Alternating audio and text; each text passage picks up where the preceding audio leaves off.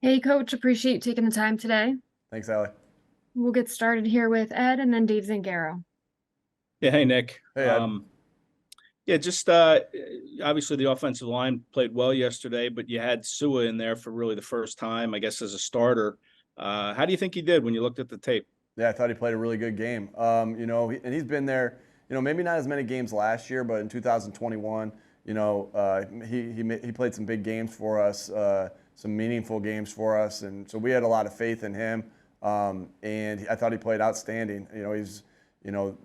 We're 99 for LA lined up was a lot of times over him or Landon, and I thought again, just thought to hold him out of the stat sheet as far as sacks go, and then to be able to run the ball efficiently like we did. I thought he played a really good game. Again, got a lot of faith in him, and he stepped in. He's a really powerful guy, and you could see that in some of his pass sets, on some games and some stunts that were happening.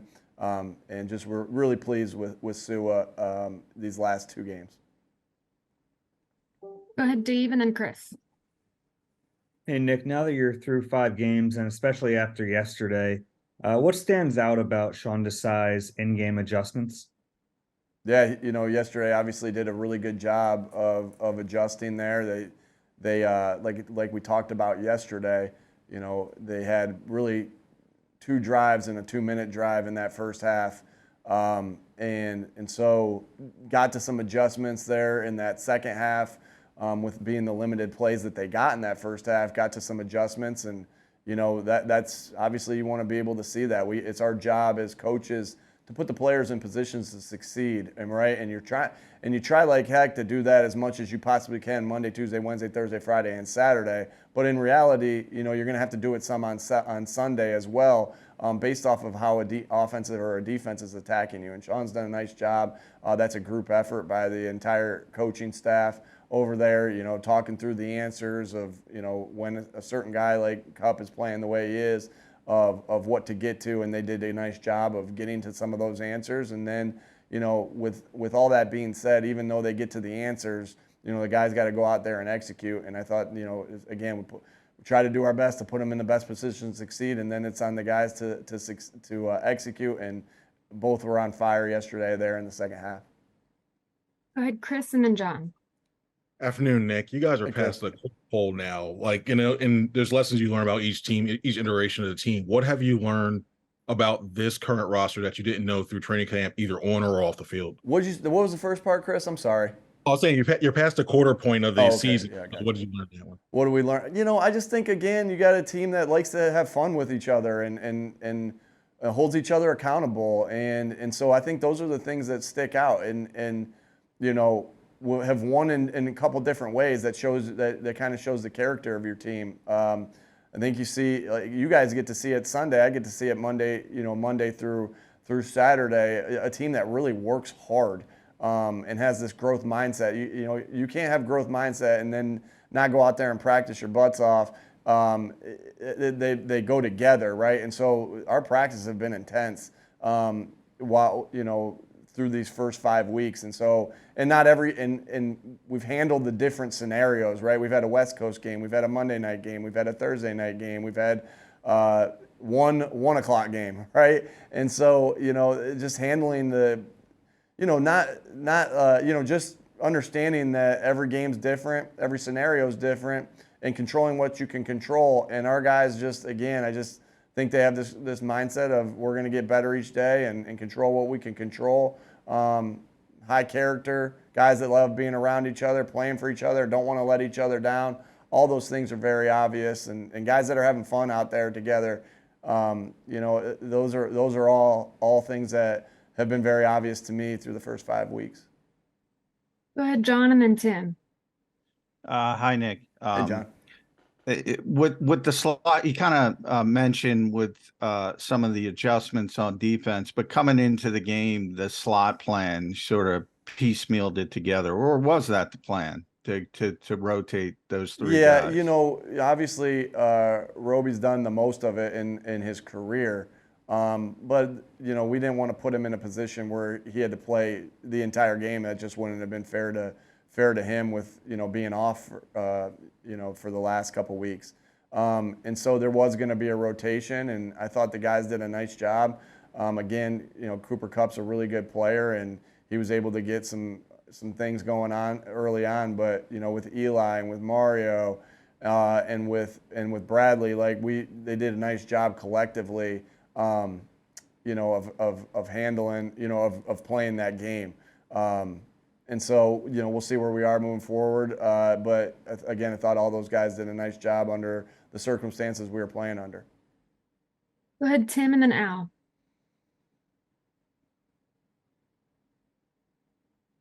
Sorry about that. There's not a lot of defensive tackles as rookies that do what Jalen Carter is doing.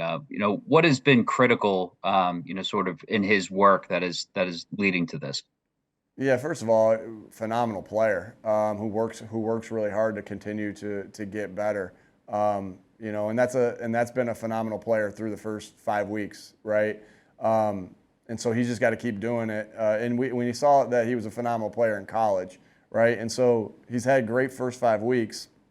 We have high hopes for him, but this is, he's got to keep proving it over and over and over and over again. Because if you want to be considered in the top part of this league as a football player, it's about consistency and it's about doing it, year in and year out. So he's had a good start. He's got to continue to put the work in. We know he has the talent. We know he's a phenomenal talent. Based off of what you've seen so far, what we've seen in practice, what we saw in college, and now it's just his job just to continue to grow. He's got great guys to lean on, with Fletch and with BG over there, right there on that side. He's getting great work in practice against Landon, against Jason, against Sua, against Cam. And so he's just got to continue to be on the rise. I think you've seen that he's gotten a little bit better each week. We won't put him in Canton yet, right? He's got to just keep going each and every day. And getting better in this, and it's about consistency. He's got the ability to do it. He's just got to be consistent with it, and that's by working hard and growing each day. Go ahead, Al, and then Olivia. Hey, Nick. I have kind of a two-part question. You had a whole day now to think about that 32-second drive to end the first half. I wouldn't say I've had a whole day, man. I got to sleep around 4. Woke up around 10, 9, 10, right back. So the whole day thing, but I'm ready to answer your question. Come on. You had some time. I've had a little bit of time. Reflect on that. A little bit of time to reflect on it, on how well your coaches and your players performed in that 32-second drive. And A.J. Brown, his toughness during that drive, and the fact that he didn't react to the penalties when he got hacked 2 times.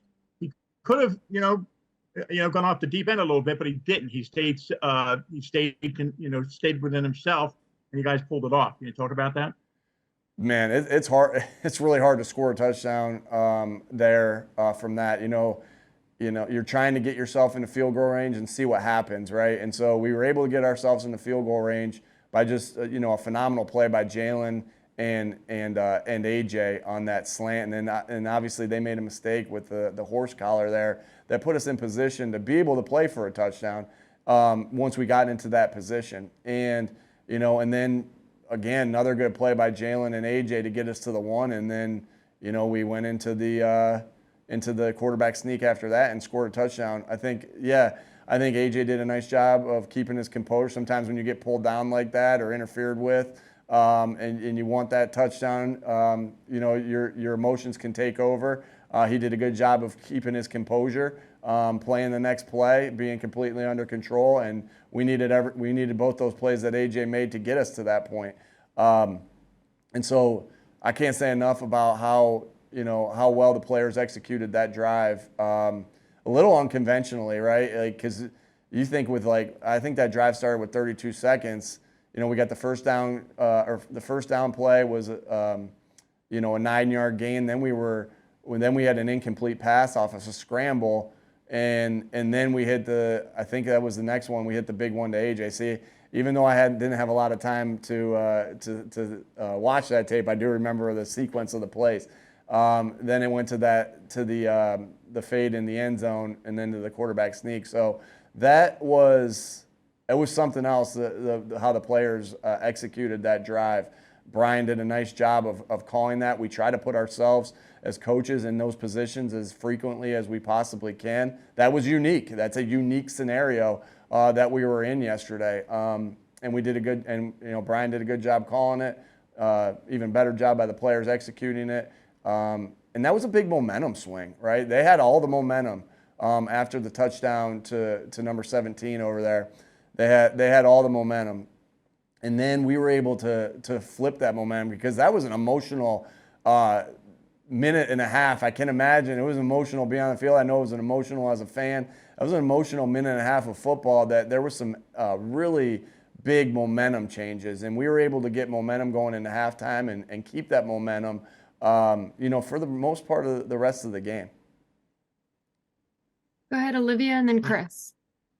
Hi, Nick. Yesterday you Hi, Olivia. spoke a little bit about some of the red zone inefficiencies that you faced. I know you'd also mentioned that you wanted to take some time to just go back and look. I guess kind of two parts. One, was there anything else aside from getting into those like 3rd and long situations that you felt like kind of some of the root issues of the inefficiency in the red zone?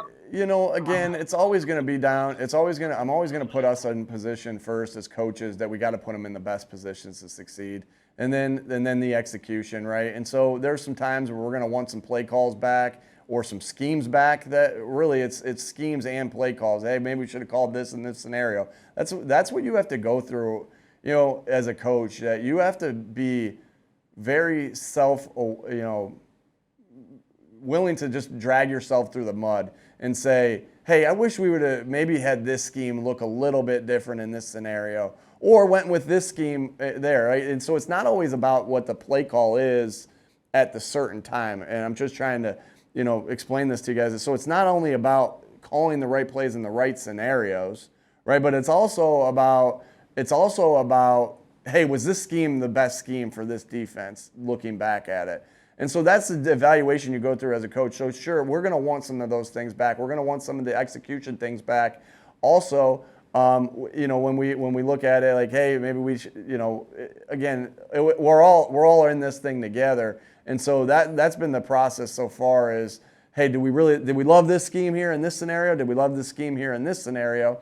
And then just some of the executions. But at the end of the day, 2 for 5 there. Again, I won't count the last one. It was kind of a concede. And there were different reasons and there were different variations of why the drive, didn't, play out. One thing, I'm not saying I always do this, but, I'm kind of convicted in in areas of like, hey, with your 3rd and 2 and you lose yardage, that's tough to go in and then try to get a 4th and 3 after you've lost yards. I'm not saying it's impossible because but in that scenario, I chose to kick it in that scenario after the lost yardage on the little bubble that we ran. And so again, there's just variations of why it's our job to get it fixed and to be more efficient in that area. Like we were in other situations. Like we've been really highly efficient in 2-minute situations. We've been highly efficient in 4-minute, 3rd down. It's just red zone right now. We're struggling a little bit, and so again, when you're struggling a little bit, there's always reasons why, and it's never just one thing. And so, but again, our job is to get it fixed, and we're working like crazy to do that. Go ahead, Chris, and then Ed. Nick, you mentioned your dad yesterday about his battle when he was going through the cancer and everything. And first of all, what was going through your mind when all that stuff was going on? And then secondly, what did you what did you take away from that fight that he had? Shoot, yeah, thanks for that question, Chris. What goes through my mind when I talk about something like that is you all know I'm an emotional person, and so it gets you a little bit emotional at first. But one thing that my dad, man, as hard as that was, and you ask my dad, he'll say the same thing. You ask my family, he'll say the same thing I'm about to say. As hard as that was as a family, and now I was young, and they did. My parents did a great job of being able to give me information that I needed at that time and keep information from me that I didn't need at that time. As hard of a time as the cancer battle was for my family and my dad, when we look back on it, it's something that made our family stronger, closer, knows how to fight through adversity. Man, like, so many things that I can look at as a coach, and I have so many coaching mentors out there, Larry Karras, Frank Reich, right? All these, my dad, right? My brothers, so many coaching mentors that I have out there. Man, there's so many coaching things that are, coaching is teaching, right? Coaching is life. Like, so many things that I think back of, like, man, I was learning things as a kid. I'm getting ready to be a coach based off of things that my dad taught me, and right? And so I can, like, no, my dad doesn't complain ever. My dad didn't complain through that. Like, when he wanted to rest, when he was tired going through the chemo, he went upstairs. He didn't let us see him, let us see him down. And so really that cancer battle, you ask, like I said, you ask anybody in my family, it was good for us in the sense of we see the light of what we had to go through that as a family because it made us stronger as a family in all those different things.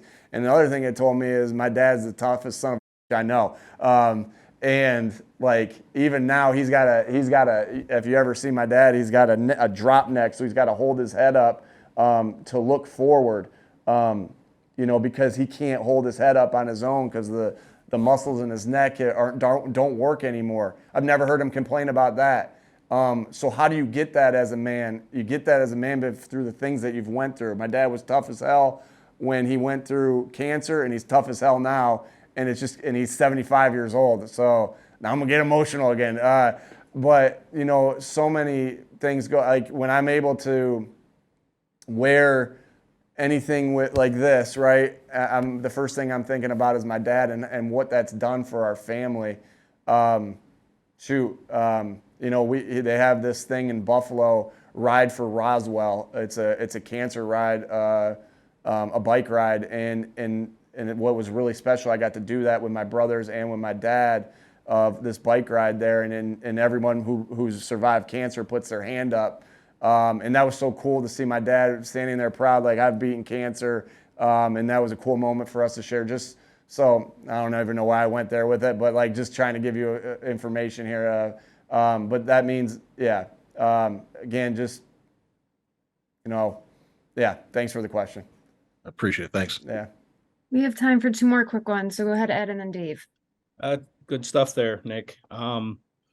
It makes my question feel inconsequential, really. But I want to ask you about that touchdown at the end of the first half. The quarterback sneak. Yeah. It didn't look like you were lined up like you were going to do that so-called brotherly love thing, but the Rams called timeout. You had Kenny Gainwell lined up initially. They called timeout, and then you came back out and you were in that formation. So I don't know if you switched plays or if you were going to motion into it, or no insight on that one. Maybe we were, maybe we weren't. Yeah. Okay. I'm sorry. I think that I just want to keep that one. Maybe later. Fine. Thanks. Go ahead, Dave. Nick, the disparity of snaps between Quez and Alameda, are you comfortable with where that is, or is there a chance that we could see that gap That was our plan. That was our plan. OZ's done a nice job. He really has, and he does some things really well. And one thing with Quez is sometimes Quez's abilities aren't always shown. Like, Quez got to share the ball with a lot of guys, right? And so you're not going to see like what Quez did in 2021. You might not see as much because we have AJ, we have Devontae, we have Dallas, we have DeAndre, right? All these different targets. But what is unknown about Quez, what can't ever show up on a stat sheet with Quez is his ability to stretch the field. His speed is real. And so there's a lot of things that happen where maybe it's a slant that AJ catches where Quez clears the middle. to make it a cleaner throw. So Quez's speed brings a real factor. And so we were comfortable with the way that looked. I'm still comfortable with the way that looked of our snap counts yesterday. That's a game by game decision. Again, very pleased with OZ and the things that he can do. And obviously, and like I said, Quez's speed is something that the defenses have to account for, and I'm sure glad we have him back, playing football.